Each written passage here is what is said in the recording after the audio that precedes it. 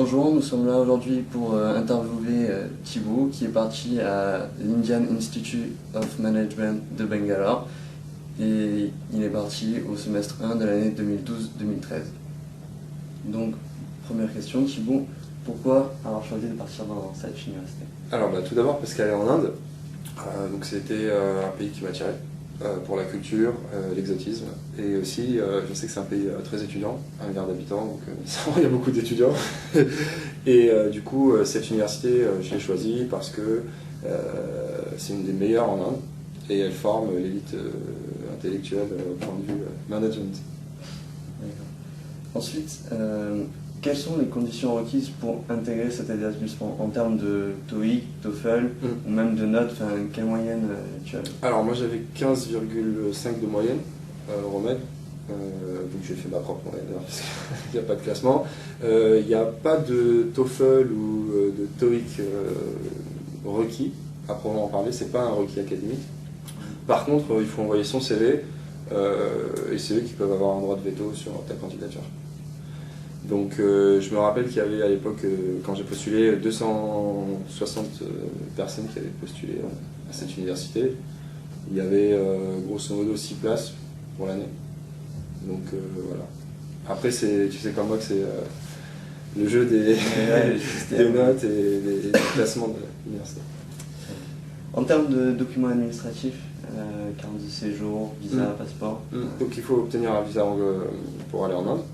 Donc là c'est assez simple, il y a un organisme, on fait sur internet et ensuite on récupère le visa dans une ambassade indienne en France. Et l'organisme, c'est quoi? Ça s'appelle Vista Inde quelque chose. Okay. Voilà. Vous trouvez facilement Visa Inde, il y a un sous-traitant du gouvernement indien, aucun souci. Ça va. Et combien de temps ça prend et le prix? Alors moi il m'a fallu un mois, disons. Entre le moment où j'ai commencé et le moment où j'ai obtenu mon visa. Et, ça coûte environ 100 euros, quelque chose comme ça. Ensuite, donc on va passer à l'environnement scolaire. Concernant les cours, est-ce qu'il y a un large choix de cours et est-ce que le niveau de cours est élevé? Comment ça se passe par rapport à... Ok. Donc il y a un large choix de cours. Il y a des sujets très différents. Il y a une forte dominante finance et une forte dominante marketing. Et ensuite, entre les deux, il y a des matières, il y a pas mal de choix de matières très intéressantes et liées au business, la réalisation d'affaires commerciales. En ce qui concerne le niveau, donc là c'est Indian Institute of Management propose des cours de MBA. Donc c'est des gens qui ont fait souvent une licence, ce qui est standard en Inde, tout le monde fait une licence, travaille 2-3 ans et ensuite les meilleurs font un master, donc niveau MBA. Et donc les cours étaient difficiles parce que les professeurs c'était d'un niveau excellent, ils avaient tous fait soit MIT soit Harvard en thèse. Donc du coup il y avait du niveau. En plus de ça, les professeurs faisaient appel aux anciens étudiants qui avaient tous ceux qui venaient, ils avaient 10-15 ans d'expérience dans une industrie. Donc du coup, quand ils venaient faire, on avait environ sur les 10 cours qu'il y a, il y avait 7 cours où il y avait des intervenants extérieurs. Et ils donnaient un aperçu du terrain, une réalité terrain. Et donc, ouais, il y avait un niveau pas mal. Donc tu viens de dire une dizaine de cours et en moyenne ça se faisait combien d'heures? Parce qu'en remède, tu as 30 heures de cours, donc c'était 30 heures de cours, tu divises, c'est pas des cours de 3 heures, en fait c'est des cours de 1 heure et demie, mais donc ça fait 10 cours, plus divisé en 2, en fait ça dépend, parfois ils suivent pas, ça dépend des professeurs. Voilà. Ça te permet de valider combien de crédits et comment c'est fait les cours? Tu peux valider jusqu'à 6 crédits. Ouais. Un cours là-bas vaut un cours ici. Même si tu galères pour avoir le cours là-bas, ça vaut un cours ici. Tu peux en prendre au minimum, Euromed dit 6. Concrètement, tu peux voir avec Euromed selon ton avancée dans le parcours. Moi j'en ai pris 5. La moyenne des étudiants qui sont là-bas étrangers en prennent 2-3 parce que c'est tellement dur que sinon tu peux rien faire. Et donc, comment ça se passe, les profs donc, qui t'enseignent, les gens qui faire chez toi, en fait, c'est comme Auromède en théorie, sauf qu'eux, ils le pratiquent. Je m'explique. Auromède, on t'envoie des ressources à lire avant le cours. Tu es censé les travailler et venir au cours et être efficace. Là, en Inde, tu travailles les ressources avant le cours. Si tu n'as pas travaillé les ressources avant le cours, tu n'as aucun intérêt à suivre le cours. Parce qu'en fait, le prof va très très vite. C'est-à-dire qu'il va dire, ok, ce concept qui était dans la page 7, vous l'avez tous lu, vous l'avez tous compris, je passe à la suite, on passe à ça, ça, ça, ça. Et du coup, si tu n'as pas les concepts, tu comprends rien. Donc il y a 2 heures de préparation pour chaque cours. Et donc si tu en prends 6, ça fait beaucoup. Et sachant qu'après le cours, il y a des exercices aussi. Donc du coup, c'est assez... c'est coriace, quoi. C'est musclé, parce qu'il faut faut se remettre dans le contexte culturel indien. Les études, c'est pour les gens qui ont de la chance, ou du moins qui ont des familles aisées. Si tu as la possibilité de faire des études, tu as la pression familiale, parce que chez eux, tu dois réussir. Donc tes parents, ils se sacrifient pour toi pour payer tes études, et donc les étudiants, chaque seconde, chaque parole du professeur, c'est quelque chose qui a de la valeur pour eux. Le classement, ça a de la valeur pour eux. Donc ils sont tous au taquet pour chaque cours, et ils se tirent la bourre. Et voilà, le meilleur, c'est vraiment... En plus, tu es dans une... Je t'ai dit, c'est l'HEC indien, donc tu es dans une université où il y a de la forte compétition. C'est-à-dire que c'est les meilleurs, quoi. Les gens, ils vont... pour ceux qui font la finance, ils vont chez JP Morgan, ils vont dans les meilleures banques qui existent. Ils vont au Boston Consulting Group. Pour ceux qui font du conseil, c'est pas... voilà, c'est l'élite, donc du coup les gens ils rigolent pas, quoi. Ils sont là pour se batailler. Après ils sont très sympas, toutes choses égales par ailleurs, hein, mais voilà. Et donc dernière question sur ce chapitre, les professeurs sont facilement accessibles, ils peuvent t'aider, te renseigner? Alors les professeurs sont très accessibles, ils ont tous beaucoup d'anecdotes à raconter, beaucoup de choses à partager. Par contre ils sont pressés, parce qu'ils ont tous plein de cours, ils ont tous une boîte à tenir, et puis des sujets, des articles à rédiger. Donc du coup tu peux les voir, ils sont dispo par mail, tu peux vachement échanger avec eux. Plus il y a d'échanges, et plus ils sont... Et en plus, souvent quand tu échanges, ils rapportent ça aux autres étudiants, ou ils te demandent de faire une note pour que tout le monde puisse partager ce que tu as fait, donc, parce que vous avez échangé. Donc du coup, très accessible et très intéressant. Alors après, est-ce que les cours sont faciles à suivre? Tu auras compris que ça va vite, c'est dans une langue étrangère, et il y a un petit bonus, c'est que c'est en anglais indien. Alors, les Indiens parlent pratiquement tous anglais, certains parlent très bien, d'autres parlent moins bien. Donc je parle de l'accent. En plus à cela, il y a une culture anglaise forte en Inde, ce qui fait qu'il y a un mélange entre les langues, l'hindi et l'anglais, ce qui fait que parfois il y a des expressions idiomatiques qui sont fusionnées. Et donc là, tu ouvres des grands yeux, le prof dit ok, je t'explique, et en fait voilà, il t'explique l'expression. Donc c'est pas facile, parce qu'en plus ils parlent très vite en indien, les Indiens parlent vite en général, donc ils parlent vite en anglais et ils articulent peu, ce qui fait qu'il faut tendre l'oreille, il faut s'habituer à l'accent. Il m'a fallu 3 semaines pour y faire. Moi j'avais appris l'anglais british, l'anglais indien, il faut un petit peu s'entraîner. Il faut déjà un très bon niveau d'anglais. Ouais, il faut un bon niveau d'anglais, sinon ça va pas être intéressant en fait. Parce que si tu comprends pas ce que raconte le prof,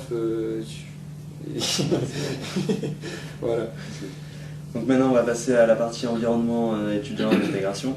Donc comment s'est passé ton arrivée à Bangalore, et est-ce que tu as ressenti le mal du pays, ça s'est atténué avec le temps? Alors j'ai ressenti le mal du pays quand je suis rentré en France. C'est-à-dire que je serais bien resté en Inde en fait. Non, plus sérieusement, mon arrivée s'est très bien passée. En fait, je me suis préparé culturellement avec un coach ici à Ormed. Donc j'ai eu la possibilité, à ma demande, d'être coaché pendant 1h30, donc 2 fois 3 quarts d'heure, sur qu'est-ce que l'Inde, quelles sont les particularités culturelles, comment est-ce qu'on les gère, comment est-ce que nous, en tant que on fait pour arriver en Inde et comprendre leurs réactions, leur système de pensée, la manière dont ils agissent, l'histoire des castes, qu'est-ce qu'il faut dire, qu'est-ce qu'il ne faut pas dire, quels sont les sujets tabous, qu'est-ce qui n'est pas tabou, qu'est-ce qui se fait, qu'est-ce qui ne se fait pas. Du coup, en fait, le coach m'a aidé en disant ok, cherche ça, essaye de voir ce point-là, et on en reparle à la prochaine entrevue. Donc du coup, il y avait un petit peu de travail personnel, 3/4 d'heure de discussion avec le coach, travail personnel, 3/4 d'heure de discussion avec le coach, travail personnel. Voilà. Et du coup, avec ça, je suis arrivé là-bas ouvert, quoi. Très ouvert. Donc du coup, ça s'est bien passé, malgré des anecdotes à l'aéroport. Donc je suis arrivé à 4h du matin là-bas avec le décalage horaire. À la base, je devais prendre un bus, mais je ne trouvais pas le bus parce qu'en fait, il n'y a pas d'arrêt de bus. Enfin, il y a des bus partout quoi, qui vont dans tous les sens. Et à 4h du mat, j'étais explosé, en fait, j'étais fatigué. Donc j'ai rien compris, je dis vas-y, c'est bon, ça m'énerve, j'ai pris un taxi. Et j'ai payé 3 fois le prix du taxi normal, quoi, parce que je savais à peu près, mais j'étais fatigué. Je voulais rentrer, donc voilà. Ça, c'était l'arrivée. Sinon. Après, en termes d'intégration. Alors, ouais, il y a un Exchange Committee, donc en gros, c'est une association, enfin, c'est un groupe d'étudiants qui s'occupe d'intégrer les étrangers. Grosso modo. Le campus, c'est un énorme parc dans une ville. Donc dans Bangalore, c'est énorme. Bangalore, c'est plus de 10 millions d'habitants. C'est 2 fois Paris en surface, voire plus, si tu comptes les suburbs, les banlieues. Donc tu es à peu près à, disons, 1 heure du centre. Parce que c'est pas très loin en distance, mais avec les embouteillages, c'est loin. Tu es à 45 minutes la nuit et 1h30 du centre le jour si tu pars à la mauvaise heure. Donc non, en fait, tu es dans la ville, mais avec les trajets, c'est un peu compliqué. Et tu es dans un énorme parc avec des murs qui protègent l'espace. Je crois que ça fait plus de 10 hectares, un truc comme ça. Donc c'est un truc gigantesque avec des bâtiments modernes à l'intérieur, tout en gardant un état d'esprit ancien, c'est-à-dire qu'ils ont des pierres, tout est en pierre de l'extérieur, mais de l'intérieur c'est très moderne, en béton, très propre. J'étais surpris par ça, je m'attendais à un Inde, tu te dis bon, la qualité de vie, machin. Mais en fait là, les salles de cours par exemple étaient mieux équipées que ici. La bibliothèque était 20 fois plus grande, avec des ouvrages physiques, de référence, des ouvrages, des livres, quoi. Ils étaient là les livres, à s'y perdre. Voilà, le restaurant gigantesque avec un système très fluide, donc tu pouvais manger n'importe quand. Ouais, c'était ouvert 24 heures sur 24. Voilà, c'était vraiment. Enfin, les installations sont optimales. Donc tu es dans une espèce de forêt et il y a des chemins, des routes, un poste de police, une bibliothèque, un restaurant, un fast-food, un petit centre commercial, des endroits pour faire du sport, un stade. Voilà, parfait. Parfait pour étudier. Donc là, tu viens de parler de sport. Est-ce que l'école organise des activités, des sports? Donc oui, il y a pas mal de sports. Alors il y a un sport committee. Donc du coup, c'est l'association sportive de l'école, enfin de leur école. Ils proposent des activités diverses, mais souvent il y a des rendez-vous informels en fait. Par exemple le mardi, il y a 4 personnes qui vont jouer au badminton. Tu sais qu'il y a le mercredi les entraînements du hockey. Donc c'est le hockey à l'indienne, tu cours après la balle avec ta crosse. Très intéressant d'ailleurs, j'ai essayé, c'était super, j'ai adoré. Le vendredi, il y a les joueurs de volley. Donc il y a un terrain de volley au milieu des chambres étudiantes et tout, c'est super sympa, tout le monde regarde. Et donc j'ai joué au volley pendant 3 mois, toutes les semaines avec des Indiens. Voilà, donc il y a plein de choses qui sont organisées. En plus de ça, il y a des voyages, des treks.